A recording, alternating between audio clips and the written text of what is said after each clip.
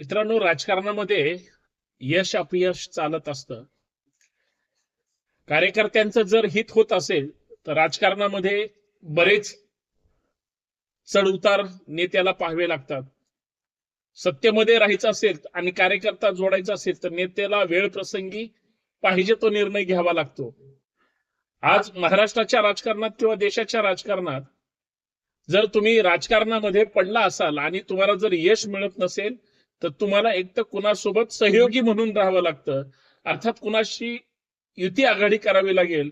अन्यथा तुम्ही स्वतंत्र आपल्या ताकदीवर महाराष्ट्रातल्या जनमानसातली एक प्रतिमा म्हणून त्यांच्या हक्क अधिकारासाठी वेगळ्या वेगळ्या कामासाठी तुम्हाला प्रयत्न करावा लागेल. परंतु असं होताना दिसत नाही. महाराष्ट्रामध्ये प्रादेशिक पक्ष सुद्धा जे सत्तेमध्ये कमी अधिक प्रमाणात आहेत ते सुद्धा स्वतःच्या ताकदीवर सत्ता मिळवू शकत नाही. मग त्याला पर्याय कोणता? तर तो पर्याय म्हणजे समविचारी लोकांसोबत युती किंवा आघाडी करणे. पण बऱ्याच वेळा आपले विचारधारा जुळत असेल किंवा नसेल, पण राजकारणात जर टिकून राहायचं असेल, राजकारणात जर यश मिळवायचं असेल तर त्या अंगाने तुम्हाला राजकारणासोबत त्या नेत्यांसोबत राजकीय दृष्ट्या युती करावी लागेल. तुमची वैचारिक युती होईलच अशातला काही भाग नाही, परंतु तुम्ही विचारधारेला अडून बसले तर तुम्ही काहीच मिळवू शकत नाही. हे या दृष्टिकोनातून लक्षात घेतलं पाहिजे. कारण तुमची प्रतिमा तुम्हाला राजकारणामध्ये जर चेहरा मिळाला, प्रतिनिधित्व मिळालं, कार्यकर्त्यांना संधी मिळाली तर मला असं वाटतं की ते यशाच्या दिशेने एक महत्वाचं पाऊल असू शकतं.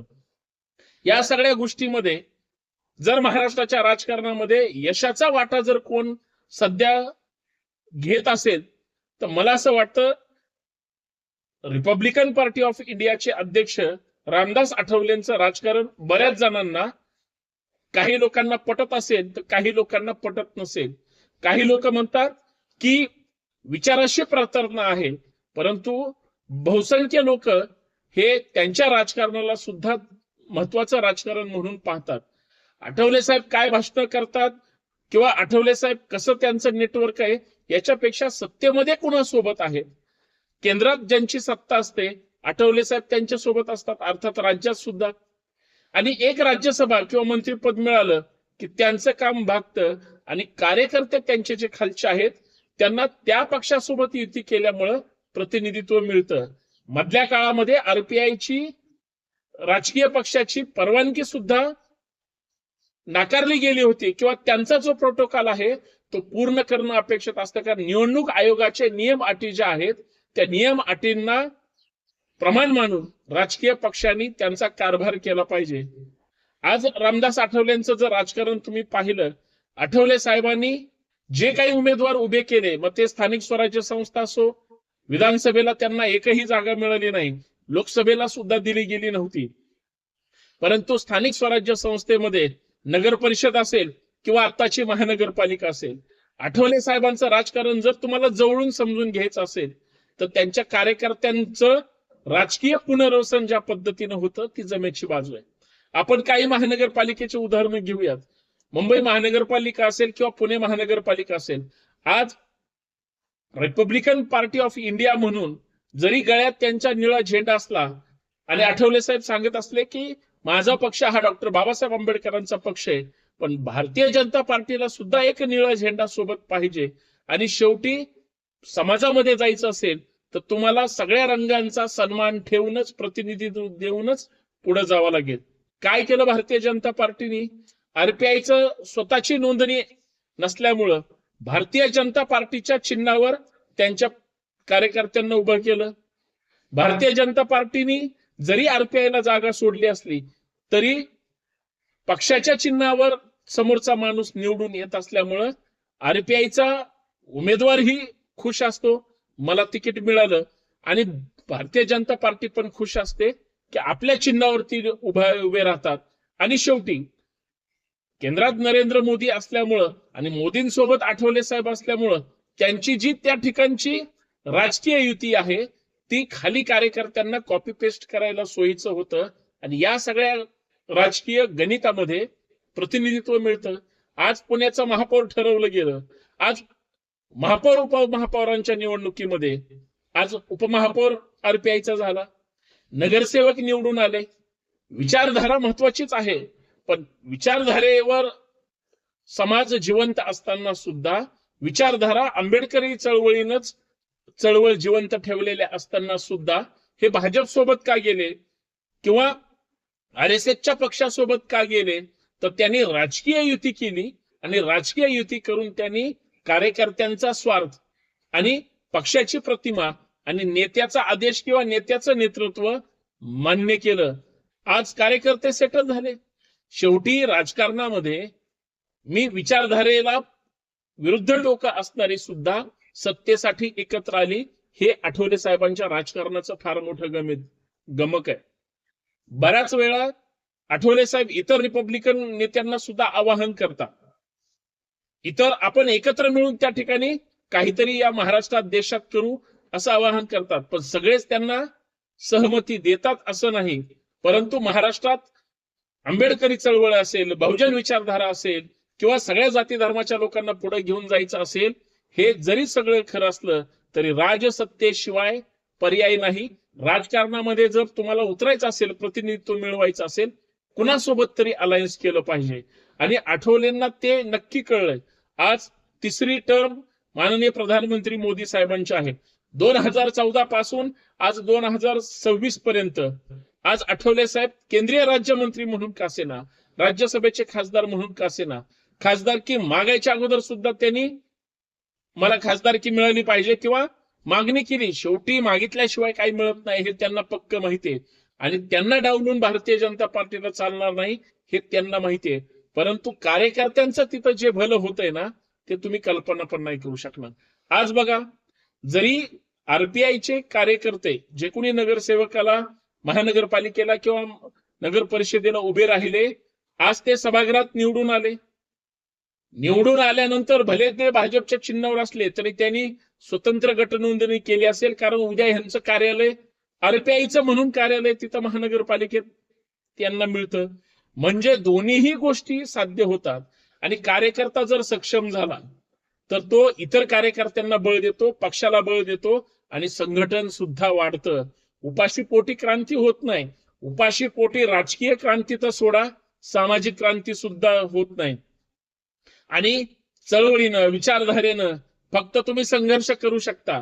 राजकीय तडजोडीमध्ये तुम्हाला तुमचे समविचारी आयडियोलॉजी स्वीकारावी लागते. समविचारी लोक तुम्हाला किती सन्मान देतात, किती तुम्हाला सोबत घेतात, किती तुमच्यावर विश्वास ठेवतात.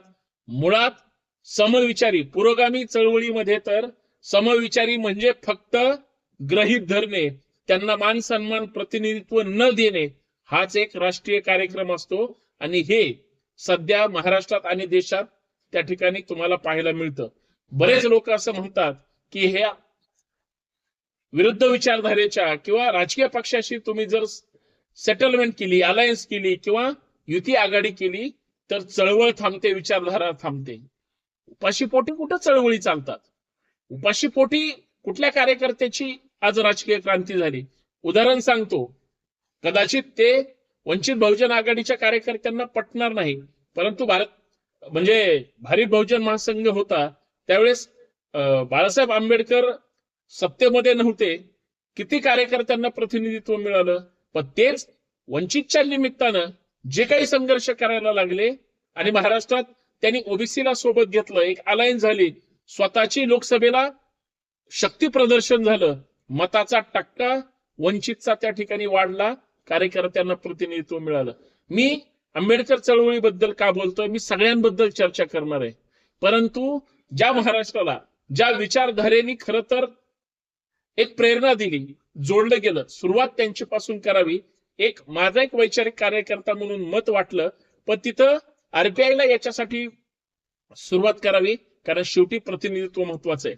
कार्यकर्ता आयुष्यभर जरी घोषणा देत राहिला, संघर्ष करत राहिला, भांडत राहिला, त्याला बाहेर सुद्धा किंमत राहत नाही आणि घरात सुद्धा राहत नाही. कारण कार्यकर्ता हा पोट पाटीला चिटकेपर्यंत संघर्ष करतो. जे हुशार चॅप्टर कार्यकर्ते असतात ते सगळीकडे बरोबर ताकद लावून सेटलमेंट करतात, परंतु जे फाटके कार्यकर्ते असतात किंवा ज्यांना बदनाम व्हायचं नसतं असं जे म्हणतात, त्या आयुष्यात काहीच करू शकत नाही. ते शेवटी मेल्यानंतर सुद्धा त्यांच्या त्या मैतीला कोणी येत नाही, हे वास्तव आहे. विचारधारा गुंडाळून ठेवायची गरज नाही, परंतु आज राजकीय क्रांतीशिवाय सामाजिक क्रांती आणि वैचारिक उत्क्रांती होत नाही, हे माझं स्पष्ट मत आहे. कारण आज समाजाला प्रतिनिधित्वाची गरज आहे. आज राजकारण राजकारण राजकारण म्हणजे काय? कार्यकर्ते कुणाच्या जीवावर तुमच्या जवळ येणार आहेत? कार्यकर्त्यांना कधी खुर्ची मिळणार आहे, कधी पद मिळणार आहे? पदासाठी भांडणं लागले पाहिजे, बसण्यासाठी वाद झाला पाहिजे, खुर्चीसाठी संघर्ष केला पाहिजे, तरच तुमची संख्या वाढेल. संख्या वाढल्यानंतर तुम्हाला तुमच्या लोकांना जोडून घेता आलं पाहिजे. आज गरज त्याची आहे. जोपर्यंत तुमची संख्या त्या ठिकाणी वाढणार नाही, तुमचं प्रतिनिधित्व वाढणार नाही, आणि सगळ्यात महत्वाचं नेत्याचा वावर जोपर्यंत होणार नाही, तोपर्यंत काहीच यश मिळणार नाही. फक्त आहे नेता म्हणून जय म्हणायचं, किंवा नेता काहीच करत नसला तरी माझा नेता ग्रेट म्हणायचं, असं म्हणून ना नेता मोठा होत असतो ना कार्यकर्ता. हे काळजावर लिहून ठेवा.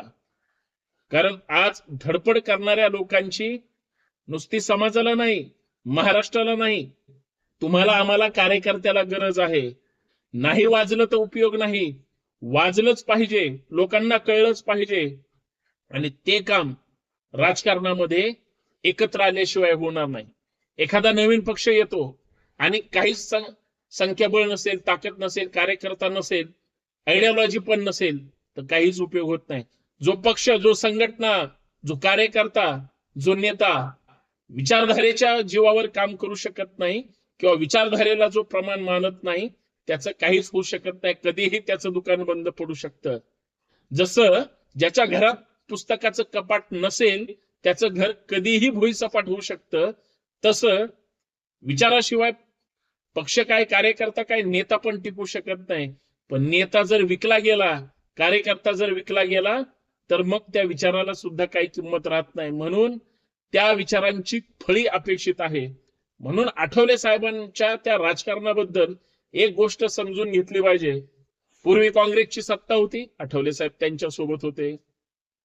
भाजपची सत्ता आली, आठवले साहेब त्यांच्या सोबत गेले. अगोदर ही सत्तेत होते, आठवले साहेब आता पण सत्तेत आहेत. काय त्यांच्या पूर्वीच्या संघर्षाच्या जीवावर पॅन्थरचा जो संघर्ष होता, पॅन्थरची जी चळवळ होती, त्याच्यातून जे कार्यकर्ते घडले, जे निर्माण झाले, आणि ज्यांना स्पेस मिळाला. राजकारणामध्ये तुम्हाला तुमची स्पेस निर्माण करावी लागते, त्याशिवाय तुमची किंमत राहत नाही आणि प्रतिनिधित्व पण मिळत नाही. आणि ती मिळवण्याची ज्यांच्यामध्ये अक्कल आहे, तेच राजकारणात यशस्वी होतात, समाजकारणात यशस्वी होतात. समाजकारणामध्ये लोकांना विचार दिले तरी चालतात. राजकारणामध्ये विचारांबरोबर प्रतिनिधित्व सुद्धा अपेक्षित आहे. आज म्हणजे महाराष्ट्राला किंवा देशाला आज कार्यकर्त्यांना सगळं द्यायचं असेल तर ताकद देणं गरजेचं आहे, बळ देणं गरजेचं आहे, ते सत्तेतून मिळतं. म्हणून मला असं वाटतं, आठवलेंचं खणखणीत नाणं हे राजकारणात काहीतरी तडजोड करून कार्यकर्त्यांना त्या ठिकाणी बसवणं, हे जर असेल तर मला असं वाटतं आज त्यांच्या पाठीशी हजारो लाखो लोक राहतील